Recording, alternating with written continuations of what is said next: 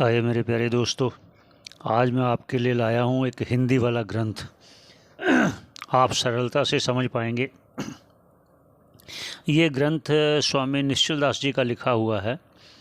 तो इस पर दोहा है हिंदी में कि ज्ञान का साधन क्या है। जैसे हमने पहले चर्चा हुई ना उपनिषदों की कि आत्मज्ञान के बिना मोक्ष नहीं होता, मुक्ति नहीं होती, जन्म मरण से रहित नहीं होता। उस विषय में फिर दोबारा हम बात करेंगे। आप पढ़ सकते हो, लिखा हुआ है ना, मोक्ष का साधन ज्ञान है अथवा कर्म है अथवा उपासना है। पहले चर्चा हो चुकी है, जो मध्यम अधिकारी है उपासना करे और जो उससे नीचे है वो कर्म करे। जो उत्तम अधिकारी है उसके लिए ज्ञान कहा है। यहाँ शंका करके पूछ रहे हैं कि मोक्ष का साधन ज्ञान है, कर्म है या उपासना है। उसका उत्तर दीजिए। उत्तर अब कह रहे हैं, क्या कह रहे हैं दोहे के रूप में।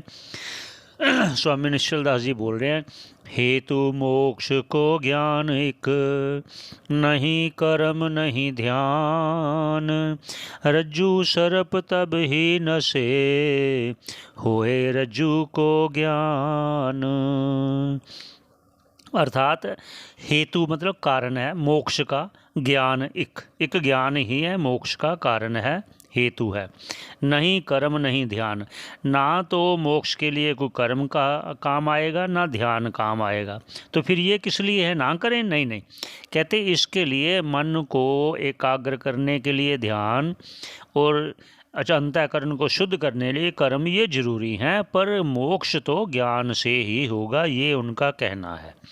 आगे क्या कहते हैं उसका उदाहरण दे रहे हैं। अब उदाहरण दे रहे हैं, कैसे कहते हैं, रज्जू सर्प। जैसे मंद अंधकार में रज्जू में आप सर्प देखते हो, तब ही नशे वो वहाँ वो दूर नहीं होता जब तक होए रज्जू को, जब तक आपको रज्जू का ज्ञान नहीं होता तब तक सर्प का भागता नहीं। ये अर्थ है उनका।